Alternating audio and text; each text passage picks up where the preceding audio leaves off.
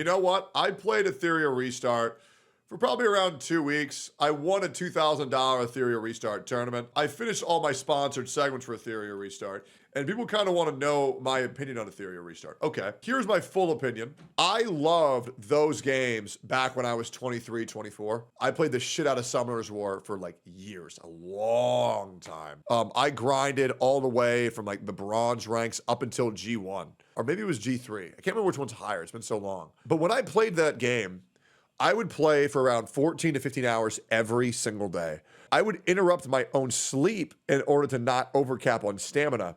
That's how much of a sweat I was. That's how much I loved those games. But now I'm 31.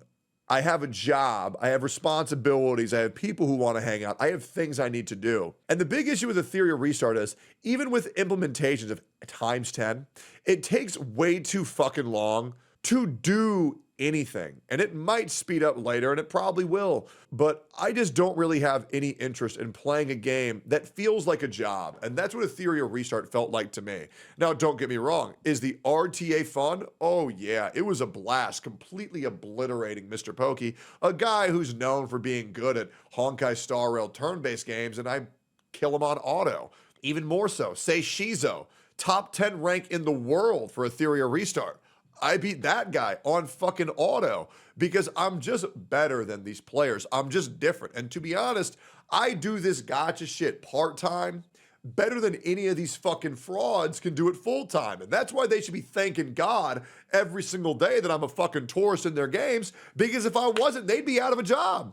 And that's why they call me a tourist, because they pray, because they remember it, because they're like, oh, thank God Tectone isn't playing our game, because if he was, I'd be down 90% viewership, because we all know I'm the fucking main event. So that's my full thoughts on Ethereum Restart. But let's get into Brax's video, of whom I do respect his opinion quite a bit. But let's get into it. Here is 2138. We actually have flying cars and somehow haven't all blown up due to dick measuring contests around the globe. Elon Musk's Catgirl experiment ended years ago, and now we live alongside them. Life is strange, but life is good. You open up your invisible phone and browse the App Store, looking for a fun game. You download the first thing on the list, and why does this game look like it was made in 2012? Mobile games that— I know. It does look really fucking poor compared to other games of the genre. But I was going to excuse that because the other games like Epic 7 and, well, E7 actually looks pretty good because it's 2D. But comparatively to Summoner's War, it's a step up. But I do agree, graphically, it's not on the same feet. Like, it should look better, guys. Have improved every single year. At least some of them have. It really does feel like they're getting higher quality all the time, and that quality of life improves with every new iteration. The level of story writing, storytelling, game mechanics, and overall design just keeps getting better. But that only applies to some games, apparently, because somehow Etheria Restart took everything that we felt good about in new mobile gaming and set us back 10 years. Yeah, if you don't— yeah, no, I absolutely agree. Like, some of the animations are cool, some of the models are cool, but they don't look like a 2025 mobile game. This is a fresh release. I mean, this is 100% like 2018, 2016 graphics. Know what it is. Etheria Restart is a PvP-enabled anime gacha game that released in early June 2025, and its goal was to be a unique addition to the anime gaming space while also being the first major modern 3D PvP gacha game. Yeah. For a lot of people, gacha with PvP is a red flag, but for some, it's a green light straight into a casino. Funny enough, if PvP felt like the focus of Etheria, I probably wouldn't have disliked it so much after investing 30 hours. Yep. PvP in gacha is ultimately about who spends the most money, and I love my tax write-off. But yeah, and I was told that it wasn't, so I thought, okay, well, let's test this. I spent $1,400 on my account. Now, admittedly, my opposition also spent $600 to $700, as well as one of them spending more than me, and I still beat them because I'm just better. But when I was told, yeah, pay to win won't matter, I was like, well, let's test that. Oh, pay to win definitely matters, guys. the more I write the script and reflect on my time playing, the more I realize how f***ed up this game is. From poor game design to using AI art to save a buck, Etheria Restart is I will also be real. I don't give a fuck about AI art. People freak out over that shit. Oh well. Oh my God, you didn't pay artists $800 to provide a service that you could have got for 5 cents? Man, you're such a bad person. Next time you go to a fast food restaurant, here's what I want you to do. I want you to go up to the person taking your order and I want you to tip them $800. And now, sure, you could have gone back there and you could have gotten the burger yourself, but you didn't. And so now you need to properly tip these fucking waiters that don't deserve that money anyways. Here's the thing. If they're not providing a service I can't get elsewhere for cheaper, I'm not going to pay them more money for it. Here's the reality, guys. Artists need to adapt. And if they don't adapt, then I don't care. I'm going to use AI art every single fucking time because it's cheaper, it's faster, it looks the same. Sometimes it even looks better, guys. That's the God's honest truth. It is not my job to take care of artists. It is not my job to tip all these motherfuckers. It is up to them to do it, and I will not be guilted into doing that. I don't care if you feel bad. I don't care if it makes you upset. I'm not your daddy. I'm not your father. You can take care of your fucking self. Full of problems that nobody is talking about because they're all sponsored. Oh, here we go again. When I played, I decided to stay completely free to play because when I played the beta, I wasn't impressed with the gameplay loop, and even though you'd get your money back and more from the rebate, knowing my luck, I'd have better chances on a reroll than... That's a take from a guy who's currently hiring artists to actually make emotes for me, because AI can't do that yet, so I am properly commissioning artists. I just dropped like $200 on some more emotes and some fan art, because AI can't do that yet. But when they can, I'm off to the AI races, just being real. And by spending $200. So when the game released, I re-rolled for 8 hours. Yep. はい、今出ます。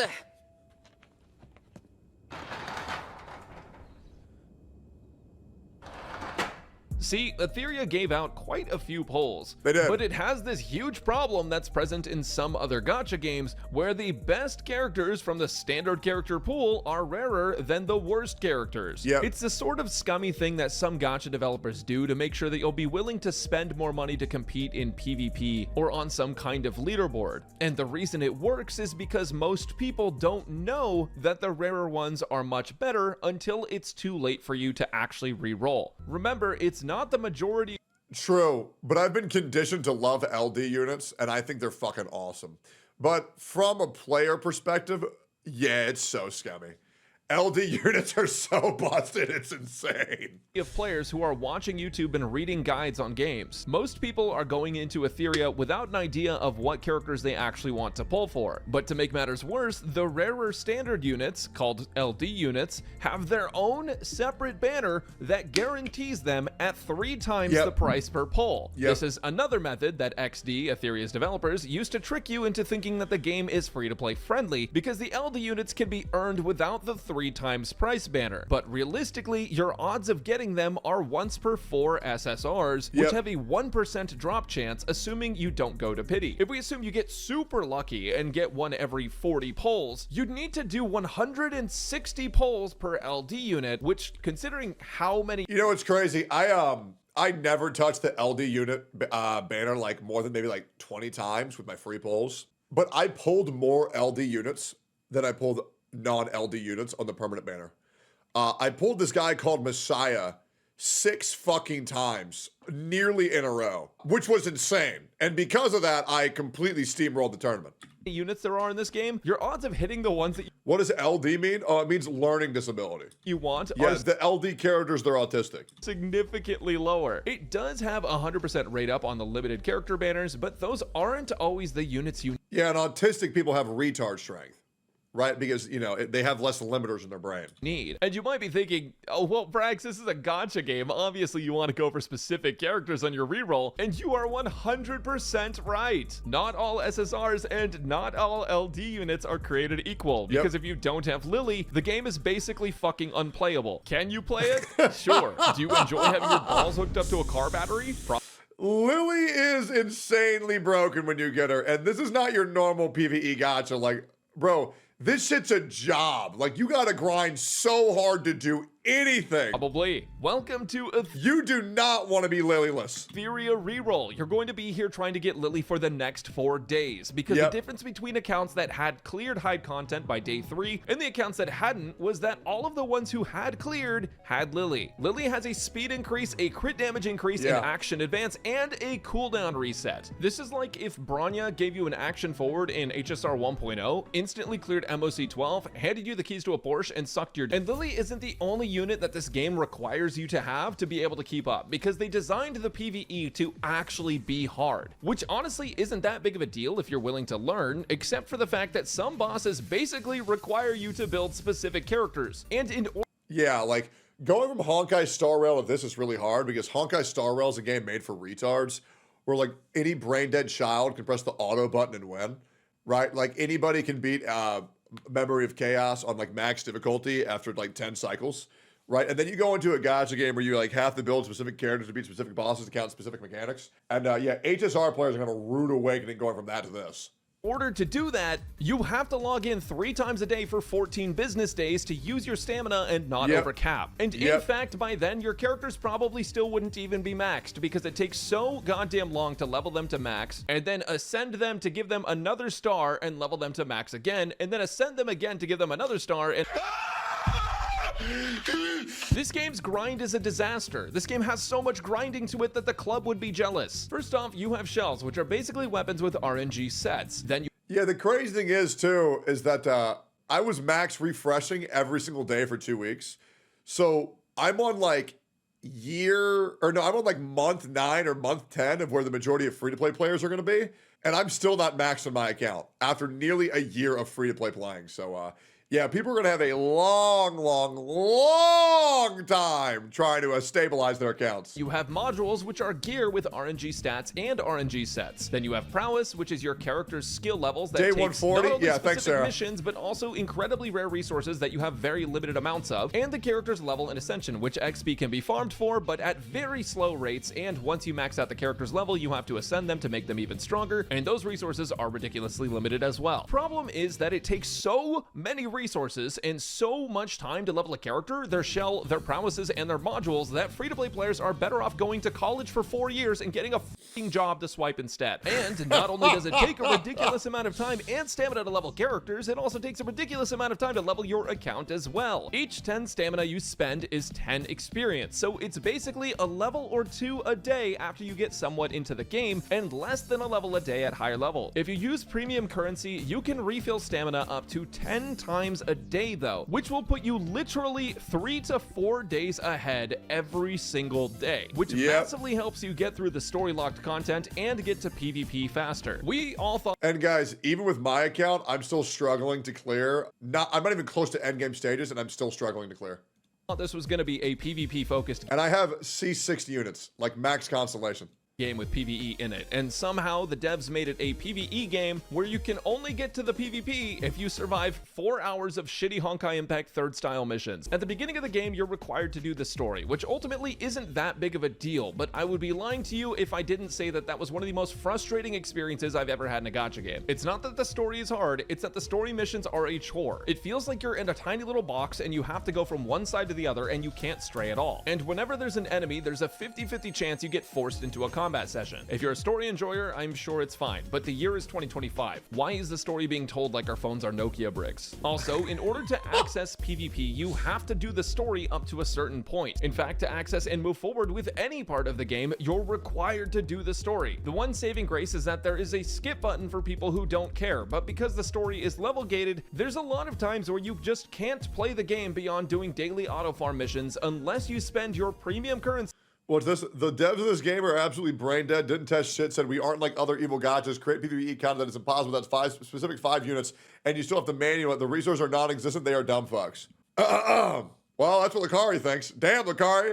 Yo, Lakari, I can't tell, do you like this game or no? I can't tell if you like this game or not. See on refills of stamina. On the contrary to that, when you level up, you get more stamina that you have to spend immediately or you'll overcap. So Sorry, I'm pissed, bro. Lakari, you think you're pissed. I spent $1,400, man. Times you're forced not to play the game, and other times you're forced to play the game. No one's and angrier all than of me. this is just on the quest to get to a high enough level to be able to farm the endgame gear so that way you can play the PvP. How long does it take to get to endgame farming and actually compete in PvP as a free-to-play player who's not wasting their premium currency? Drum roll, please. 30 to 60 days. わかってるって You have to play through this auto farm slop for 1 to 2 months just to be able to enjoy endgame PvP. And enjoy is being used loosely, because if you're free to play, you should honestly just give up. If you don't have the right units, you're going to struggle with PvE farming and PvP. This game's progression is so incredibly slow that it feels terrible to try and level up. It feels like your characters make no progress daily. The pacing is so poor that for most people, the only way you're going to enjoy this game is by spending. I mean, this is literally the gameplay for almost 2 months. You would genuinely have a better time watching paint dry and eating the paint chips off the wall afterwards. And honestly, I was gonna leave the video mostly at that, just being, you know, kind of pay to win and not very fun in the PvE. But then the devs decided to suicide their game. Here's the thing, they decided to make a pretty good... Yeah. Etheria restart, I probably would have continued playing a little bit just because I put so much time and so much money into it. But then the developers botted my fucking video on it, and that really pissed me off. I have a video on my More Tectone channel where it was just me just playing Etheria restart, and they botted it to 500,000 views. And I have a strict policy to where if a developer's gonna bot my shit without telling me, that I just don't play the fucking game. Because I don't like that fraudulent shit at all. That it just makes me look so fucking bad. That shit pissed me off. Overall PvP system, with different game modes like an offline defense mode and a real-time arena. They even have private matches and a system made for casting tournaments. It's honestly super impressive how much work they put into it and how well it functions. Duplicates of characters still do give bonus stats, and your units matter just as much as your gear, but that's about what you'd expect from a gacha game. And for sure, the best part of Etheria Restart is how good the PvP system is, despite its flaws. The weird part though is the PvP is so fun. I cannot stress that enough. They killed it with the PvP. It actually feels incredible. But the problem is the barrier to entry is psychotic. that they've been nerfing units that people spent weeks worth of resources on. The trash! Because, get this, the boss that's meant to be farmed is being farmed too easily. And no, I'm not joking. Within 2 weeks of this game being released, they felt like people were farming the game too easily, so they nerfed a character that people spent all of that time investing in. Like, I just don't get the thought process there. The whole point of the gacha game is for you to not play the game that much. Like, there's literally stamina in the game for that reason, to stop you from playing all the time. So I don't really understand why it would be a problem that people are clearing the content that they're supposed to be clearing, using a strategy that's completely fair and within the rules of the game. Balancing characters to PvE is a huge mistake for a game with PvP in it. Naturally, players weren't too happy with the decision. After all, what sense does it make to make PvE farming harder in a gacha game? And to add insult to injury, XD didn't even offer to refund players their invested resources until players began to criticize them for it. As mentioned 30 times in this video already, it takes a ridiculous amount of resources to level a character in that game. It's like they don't even play their own game. I don't know what they're thinking. At this point, if recent events are anything to go off of, then Etheria Restart is more cooked than the chicken I had for dinner because I'm terrified of food poisoning. Speaking of cooked though, it gets even worse for Etheria. Yo, Brax, make sure to wash your chicken. That's what my African-American mother taught me. Well, I mean, friend mother. I loved her like she was my mom. You have to wash your chicken, John. You gotta wash your chicken, otherwise you get the salmonella, John. You gotta wash it. You gotta wash it. Meanwhile, the fucking fire alarm's going off the entire fucking time. You don't need to do that shit, man. The cooking gets rid of the salmonella. You don't need to wash your chicken.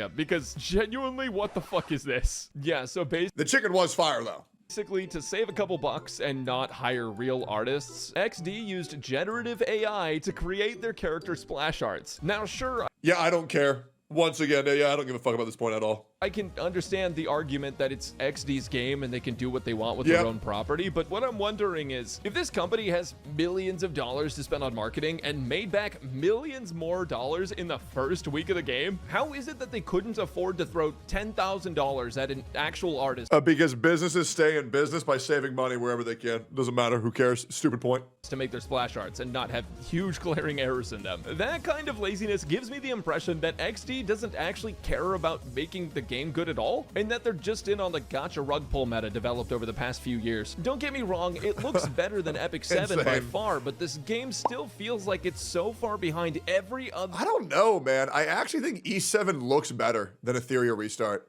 Yeah, like, because I played E7 recently. The animations, honestly, I think E7 actually does look better. Their new gacha game, with its story missions, its archaically and needlessly confusing UI, and its extra gacha rarity mentality. I thought the UI was okay. I didn't think it was horrible. I didn't have an issue traversing. I mean, sometimes all the icons look the same, and I'm like, okay, which row is it? But it wasn't like 1.4 ZZZ bad. It wasn't good. I guess I'll leave it at that. The UI wasn't good, but I wasn't like egregiously like, I can't play it. The game is highly unit dependent, resources it wasn't are retard max like scarce, ZZZ. the story gameplay isn't engaging, and it takes you forever to even start farming gear for PvP, in which case you're already behind everyone who swiped if you're free to play. Yeah. And I haven't even spoken about the monetary advantages yet. There are so many low spender packs to try and get you to spend, and if you do spend, the advantages you get over free to play players is absolutely disgusting. It is absurd. From just having more SSRs to actually leveling them and progressing them further faster. Etheria Restart is incredibly pay to win, as much as they don't want you to believe it. But ultimately, at the end of the day, I will say, dude, a gacha game being pay to win? What? Well, we all know that. I gave up after 30 hours, not because of the pay to win, not because the game was too hard or anything like that, but because it just wasn't fun, at least not for me. And I'm sure there are plenty of people who enjoy Etheria Restart, and it is 100% free to try it, so if you want to give it a go, go for it. But I can't in good faith recommend this game to anyone, because at the moment, the progression systems are poorly developed, the gameplay doesn't feel that engaging unless you're in PvP, and even when you're there, it's so pay to win favored that you probably would be better off just finding another game to play. I would rather play League. I have 12 hours played in 10 years of having an account. I fucking hate that game. There is one thing that this game does extremely well though, and that's unions. If you have a group of friends that you love to play with, unions provide a way for you guys to support each other better than your parents did. But I'm gonna be honest, that's about it. Let me know if you like this video. Yep. I agree. I'll be real. If you like the game, just play E7 instead. It's just too much of a chore. It's not hard. The fun is really lacking unless you're in Endgame PVP. And it's just too much of a commitment. Just remember, guys, just like these games are free to play, they're also free to quit. And I won't be touching Etheria Restart anymore unless I'm sponsored. But yeah, the game just needs a lot of work. And I think it's really disappointing because I really was excited for the premise of what it was. And I gave it a very fair, honest try. I mean, I played so goddamn much. I organized an entire guild of content creators. I hosted a fucking tournament. I helped play the fucking tournament, right? I crushed Mr. Pokey. I crushed fucking Say Shizo. I crushed everybody. I was the only person who was undefeated. And if anybody has an incentive to liking the game, it's me. I will also say all the money that I won from that tournament, I just gave to my mod, Sarah. Because they helped me learn the game and they helped me play the fucking game, you know, and I like giving back to my community. But yeah, the game's a fucking mess right now and it's a shame. I still think it's fun, and I do think, well, look, I acknowledge that it's fun for some people. I am not one of those people, right? I see Shinya liking it, I see Sarah liking it, I see Janazad liking it, and I hope they all have fun, but me personally, I'm not one of those people. And I will also be so graciously bowing out and just waiting for Ananta, Silver Palace, and Azure Pamelia while playing Stellar Blade and jerking my shit.